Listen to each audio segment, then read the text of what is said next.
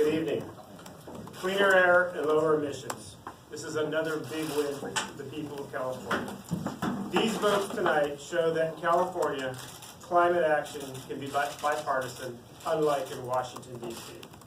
So I want to thank our Republican colleagues who voted for this package.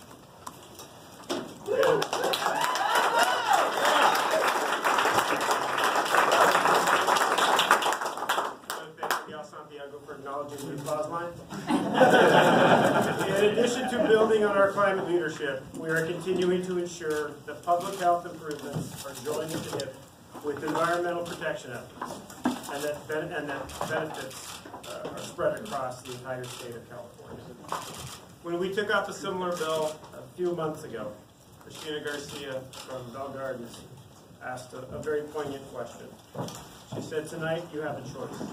Do we all matter?" Tonight we answered that question in the affirmative. I'd like to introduce Cristina Garcia.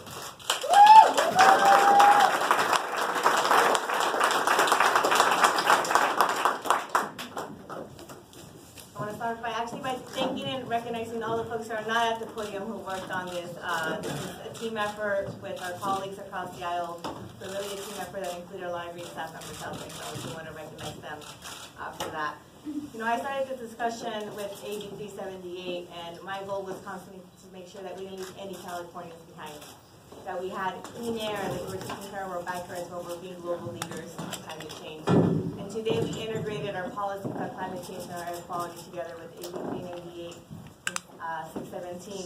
And the reality is that we wouldn't be here without either of those bills out there. And so while we didn't get everything that everyone wanted, we are all collectively in a much better place. And I think we're showing the world how to make sure that everyone matters out there. And we answered that question today. I'm very proud of the work that we have done today. And I'm very proud of the work that I know we're going to continue to do to build on the good work that we did today out there. And so I'm excited to go home and tell my constituents that we have been treated like a wasteland for all my life. And people like myself have been told we're disposable or that we're not that important or that our issues can wait. But starting today, we're telling these people that we do matter and that we're no longer going to have to wait and that they deserve their piece of justice. And so that's what today is about today. And so very proud of the work today, very appreciative for all my colleagues that worked so hard to get this across the finish line. Today, I want to thank our leadership in both houses. This work wouldn't be possible without the pro tem, the speaker who has been an amazing partner in this effort, and the governor who allowed us to share our climate change policies.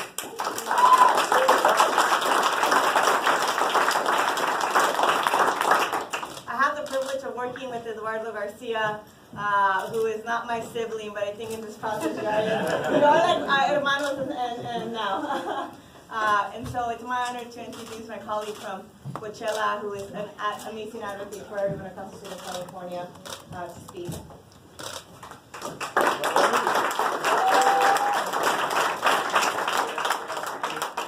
Mr. Governor, Speaker Pro Tem, and of course Speaker Rendon, thank you for your leadership in this issue of climate change. But more importantly, thank you for thinking of all the Californians who my colleague Cristina Garcia speaks of. We're talking about equity, inclusiveness in these policies. AB 398, AB 617 strike a fine balance between ensuring that our economies can continue to be vibrant, the investments we've seen in renewable energy industries, but at the same time that we begin taking care of our backyards, as Assemblywoman Cristina Garcia just mentioned. Air quality is extremely important for many of us in our districts. As we've mentioned before, tremendous amount of high percentages of children suffering from respiratory disease problems. Very proud to be able to stand with our colleagues from both sides of the aisle. And clearly this has been a bipartisan effort. Para los medios que están aquí en español, es un honor poder estar aquí bajo el liderazgo de nuestro gobernador, el presidente de la Cámara del Senado y el vocero de la Asamblea Estatal. Claramente este fue un esfuerzo en donde se buscó asegurar que hubiera un balance político, que aseguremos que podamos asegurar que nuestras inversiones en el tema del cambio climático y al mismo tiempo la calidad del aire en nuestras comunidades sea prioridad, los californianos. Para nosotros, obviamente no se pudo hacer este esfuerzo sin que tuviéramos el apoyo bipartidista de nuestros colegas republicanos quienes están aquí con nosotros. Y para concluir, creo que las caras que ven aquí, el rostro de las personas que han abogado por estas políticas públicas, es un ejemplo de lo que significa ser un californiano. La diversificación de nuestro estado depende del liderazgo de todas las personas que están aquí, que apoyaron estas políticas públicas. Gracias. Una introducción a nuestro amigo, no va a hablar en español, pero es el líder del Partido Republicano, Chad Mace.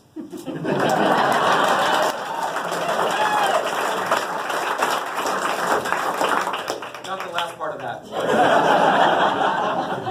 Well, it is so good to be here. You know, it's fascinating. Republicans don't get to stand on the stage very much, as you can imagine. You know, I'll tell you, for people like me, and you heard some of the comments tonight from some of my Republican colleagues, pretty tired of partisan politics. We didn't come here to Sacramento to just be Republicans and to hate on Democrats. That's not who we are. We came up here to Sacramento to try to make people's lives better.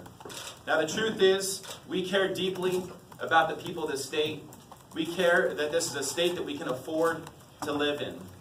And what we got out of this package today, we lowered taxes, we reduced costs, we reduced regulations, and at the same time we're going to protect our environment. That's a good deal.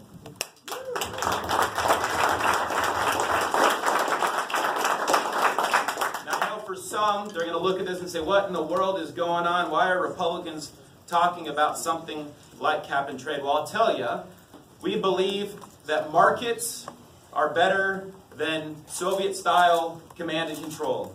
We believe that markets are better than the government coercing people into doing things that they don't want to do. We believe that businesses in California want to do the right thing, which is why we supported cap and trade.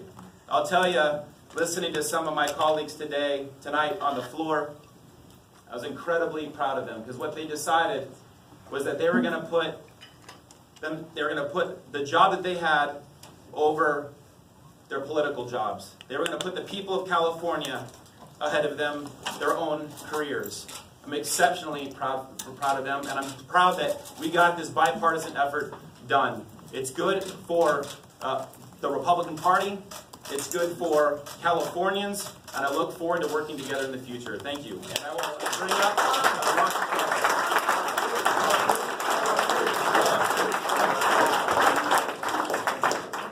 I'm the little short guy behind the stage right here, Mike. You know, in the core, we learned that the first thing you always thank are the people that actually made this happen. And to the governor's staff, Carmel and Nancy, to our own staff, Sarah and Joe, and to my own staff, Brooke and Veronica Badillo. You know, you 6 people really did yeoman work and hammered this thing out. And so we're all sitting up here getting the praise, but you were the ones who put this thing together for us.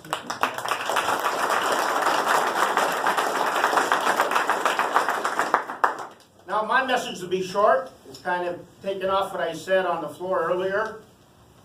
This is great we did this, but it's only the beginning. The real value of this, as I said before, California is only 1% of this issue of dealing with carbon. But California has the capability to be the leader in the world, the leader in technology, the leader that's going to show other states and other countries how you can use a market-based system to use carbon and how you can change your economy to be a green economy so that we can protect this earth. That is California's future. That is California's jobs. And so after we leave out here and we start talking about it, we need to look at bills. We need to look at how we carry this message, not just around California and our districts, because even though that's nice, we need to be thinking about how we carry it to Oregon, to Washington, to neighboring states. And the other day I had the opportunity to sit with the governor, and he said, he's going to talk to the Pope. And being Catholic and a Knights of Columbus 4th degree, that means a big deal to me. So I'm trying to go with it. But the bottom line is this. We did a great thing tonight. We'll do a greater thing if we take a leadership role and take us to the next level. That's the future of California. So now it's my honor to introduce somebody who we just haven't, we're calling each other kindred spirits now. We've been dealing with a lot of different things. Our leader, our pro tem, Kevin DeLeon.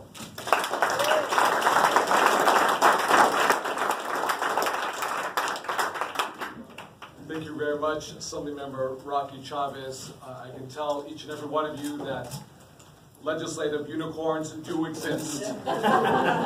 Whether it's a legislative unicorn or a legislative Sasquatch, they do exist.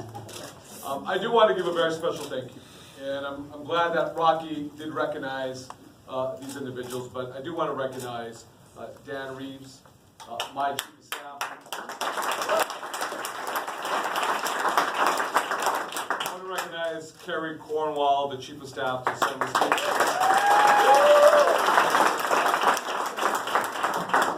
I want to recognize also to Nancy McFadden, the governor's chief of staff.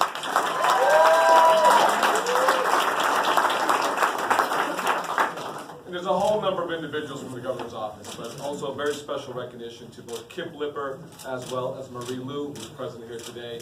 I want to thank both of you. And I want to give a very special thank you and a huge recognition to my colleague, my peer, the Speaker of the California State Assembly, Anthony Rendon.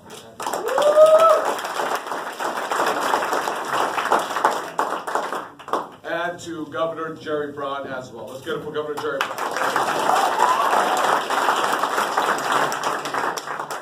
The reason why I underscore these two individuals is I remember when we all got together, all three of us, months back.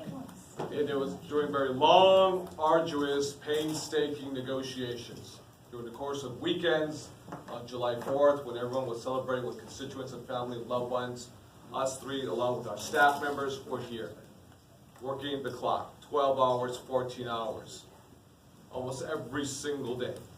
And we were able to land this deal again. Legislative unicorns do exist. This is an example for not just the entire nation, but for the entire world. How you can move forward by delinking, decoupling carbon from GDP.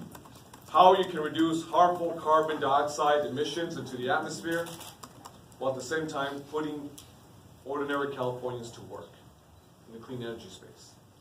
In California alone, we have created more than 500,000 jobs in the clean energy space. By sending the right market signals that have been critical to attract the necessary capital to actually develop and create the technologies that are necessary to actually reach our carbon target goals. This is why this is a huge victory, not just for everyday Californians, but for the entire nation. Because we have proven here today that with or without Washington, California will always lead. With or without Washington, California will send a message throughout the entire world. Now, I'll make reference to a legislative unicorn. You know, it's not just folks on both spectrums, whether it is industry or environmental groups or labor. I like what Chad Mates had to say today. And I want to give a very special recognition to the Republican leader of the Assembly, along with his Republican staff as well, too.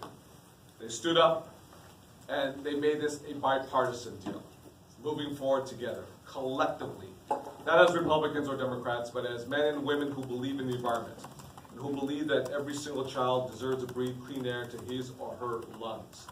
And that we should be able to move forward a market mechanism, short of a carbon tax, that says we can actually grow this economy and reduce harmful carbon pollutants. This is what this deal means to all of us. And by definition of a 2/3 vote, that means you have to find compromise. You have to find common ground with all stakeholders and with Republicans in the Assembly as well as the Senate with my good friend Tom Berryhill.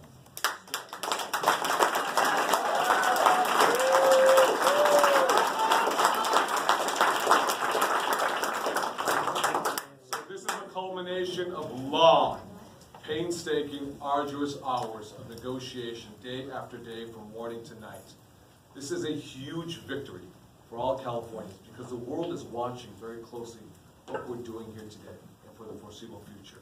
That's why I'm really proud to share this victory with all the individuals on the stage today, senators and assembly members from both sides of the aisle, the staff members, my friend, my peer, Assembly Speaker Anthony Rendon, and next, the great governor, the governor who stood tall and kept his nose to the grindstone and helped grind this together. Oftentimes, I can tell you this, governors and principals, they don't hang out during negotiations. This was a very different circumstance, without a doubt. And you had a man who had more than enough skin in the game to make sure this actually came to fruition and happened. Let's get up for the great governor of the state of California.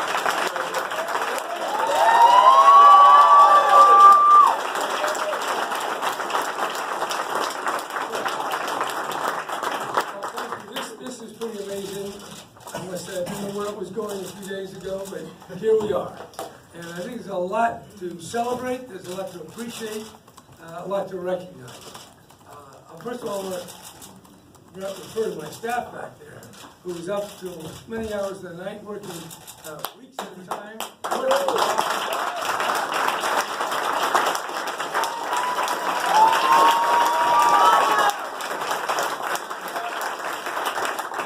Catalina is working for 2 people. That's pretty darn amazing. And her sidekick over here, Alice, was working right alongside her. I can talk about Richard Corey, but I won't. He's the technical genius here. But I also want to say Nancy McFadden was a key.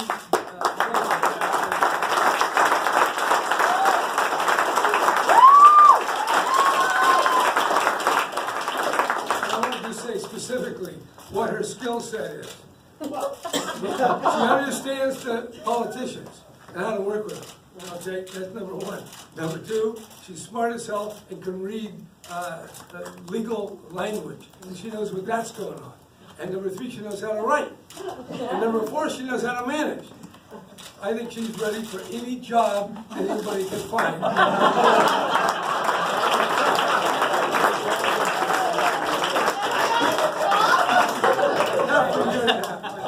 Whatever. That's true. And there's just a lot to say. Our leaders, the authors of the bill. I do want to single out one person here from the other party, Devin Mathis, and I'll tell you why. I think that county is the county that I got the lowest vote in any of my elections. Tulare County that he represents. So when he said this, what did he say? It sucks. Well, it's still pretty damn good. That took all the Marine courage that he honed in Iraq to be able to say to the people of Tulare, Brown isn't all bad, and there's a good bill here that Republicans and Democrats can vote for.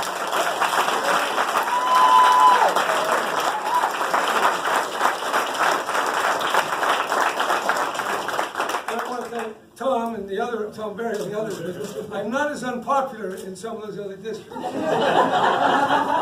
think Inyo is not so good either. So this is rising above party. And what's so good about this, and what we don't see in many other places, when you can lock something in with support of Republicans and Democrats, it has durability. And when you just, by mere muscle, majority push something, it tends to get upset down the road. So I think we've got a durable foundation, and why we're here, it isn't just the people, and maybe some of you are here, but when Arnold Schwarzenegger and the ARB put all this together, they've created this mysterious mechanism called cap and trade, which I'm sure many of you understand better than I do, because it's very mysterious. It's a market that's created by government, but once let loose, it operates on the principles of the price signal. And it's very efficient, very elegant, and it keeps costs down. That's why we have Republicans voting here, and that's why we're all here, Democrats and Republicans, because we have a path forward. And we know that because, well, I'll tell you how we know that. We have George Schultz that supports it, and we have Pete Wilson that supports it, and all the people here that support it. So I would say we're dealing with real truth and something real important for the people of our state. So now we've got to go forward and make it work. And I want to say something about all the industries, because they had a big impact, all the people that supported this thing. And the chamber that sued to stop it, and now writes to support it. There's a lot of mystery here, and there's a lot of miracle, and maybe there's a lot of prayer. But we're here, it's good, and we're going to do our best to keep faith with what all you've put into it, and with the people of California are expecting. It's a great day for California, it's a great day for bipartisanship, and it's a great day for the planet, for climate, and for clean air in many of our cities that haven't been getting their share. So thank you very much.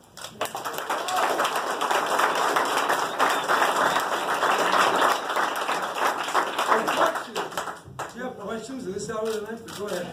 Mr. Governor, what do you say to the Californians who are worried about the price of I gas? say we've saved them billions of dollars because the cap and trade is an efficient market mechanism, and the alternative of meeting the cap that is already law and is going down every year would be billions of dollars more expensive, time delays, regulatory morass, not good, not smart. And that's why so many people in industry voted for it, and that's why we have Republicans and Democrats supporting it. Yes. Hey, I'm with the Japanese media. Could you comment on the significance of the bill and also the role of the state of California, especially when Trump administration decided to leave the Paris Agreement? Well, I'll comment on the bill. It's a sound, balanced bill that represents a wide spectrum of philosophy and thinking in California. Number two, it is already being emulated by provinces in China, by provinces in Canada, and is looked favorably by provinces and states all over the world. So we're only 1% of the problem, but we're a lot more a part of the solution because we're doing it right. And the California Resources Board has the scientists, the engineers, the lawyers, and the people who put this market together, put this thing called cap and trade, and that's what has been embraced. So I think Japan can look at this, China can look at it, India. That's what's important. It's not just what we do, it's what other people can follow, because we have one of the fastest growing economy of the developed world, and we also have one of the strongest commitments to environmental quality and protection.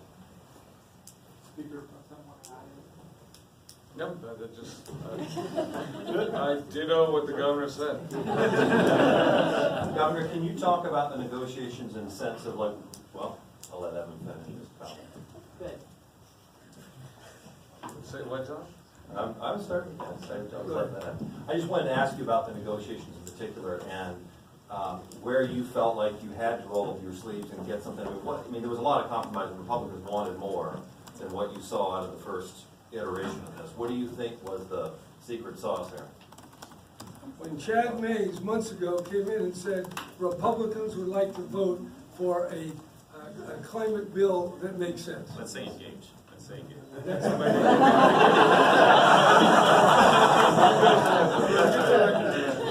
And that started the conversation, and then. That did start the conversation. I didn't know whether it had to go to an initiative or what some of the business groups were going to demand, or how possibly we'd get a 2/3 vote. But we did, and I think it's because there are Democrats who are completely committed to this, and there are key Republicans who see this as a bipartisan issue and as part of their vitality as a political party. Governor, to follow up on that, you said last year after SB 32 passed and these targets were passed that the oil industry in particular would be pleading or begging for cap and trade. That seemed to suggest that you guys would have leverage in crafting the sort of proposal that you would want. Do you think that played out the way you predicted it would last year? Well, I predicted in very sketchy terms. I would say all the interests that we negotiated with drove bargains that represented their perception of what was needed for the people they represent. And that's true of the interest groups, it's true of the Republicans, it's true of the Democrats. Everybody's got some views here, and they represent different interests. So that was, threading that needle what was the challenge. I think that's the best way to describe it. No one was coming begging for this. Maybe I was begging for it. Can you speak to the change from the Chamber of Commerce? As you mentioned earlier, they went from suing you over this to supporting it. What happened? Well, you'd have to ask the leadership over there, but I would say that when SB 32 passed, and we have a cap, 40% reduction of the 1990 levels of CO2 and greenhouse gases, that cap is there. And the state of California is going to go down to 260 million tons of greenhouse gases, and we're now about 441. Well, if you want to get there by regulation, it's going to be very expensive and painful and cumbersome. So they knew the only path forward, as George Shultz said, is the cap and trade. And he also referenced Ronald Reagan and the Montreal Treaty on chlorofluorocarbons, when Ronald Reagan said, you know, this is an insurance policy. We're not 100% sure, but if we're wrong and you put an ozone hole, we're all going to get irradiated. This is the same way. This is an insurance policy. I think the business community, to a great extent, sees that and embraced where we're going. And what about the environmental justice advocates who are very unhappy with the outcome of the bill and feel that the visit you paid to Los Angeles didn't pay off the way they hoped? Well, I would say that if you can talk to our ARB experts who really understand the bill, but the increase of penalties is something they could never get, and we got it. Number two, the community plans, where instead of looking at the Southern California Air Basin, or all Central Valley, you know, from one end to the other, the state, the Air Resources Board, and local air quality management districts, they're going to identify limited areas where they think excessive pollution exists and vulnerable people are living, and they're going to go there, monitor, come up with a plan, not just monitor, get the data, get a plan, and embark upon a real reduction from the actual sources that are causing the problem. So that's a big deal. Now, I know some of the people I saw, I have to say, they said this, but not true. And that is, did we really preempt any local authority? The answer is no. No criteria pollutants. The stuff that Kevin Deleon was saying in his talk, the NOx, the ozone, all the various other things that hurt people's lungs and the environmental justice people are really worried about, that is under the full authority of local air districts. What we said was, when we have our cap and trade system that is working, you don't have to have a duplicate system at the local level and the state level relating to CO2. CO2 is not a local problem, it's a global problem. And that's the reason why if we do it by ourselves, it's not enough. We got to get the whole world on the same page. So that's why I think the environmental justice, for whatever reason, missed that fundamental fact that we limited something, A, that nobody's doing anyway, not in Southern California, not in San Joaquin. There's some proposal in the Bay Area regarding climate change, but it all can be done by the cap. The cap's going down. It's cap and trade, and so there's other duplicative regulations that don't make a lot of sense. And besides that, if we didn't do that, we wouldn't be standing here. Governor, what role did conversations around affordable housing play in getting today's bill done? Well, that's another important issue to a lot of people in this building, and that played a very important role. Yes, we're committed to doing some serious work on affordable housing, and we'll get it done. Was that needed to get some votes from Democrats on the level? Look, you never know exactly what's needed. Everything we did was needed because we got it done. And I don't want to parse out.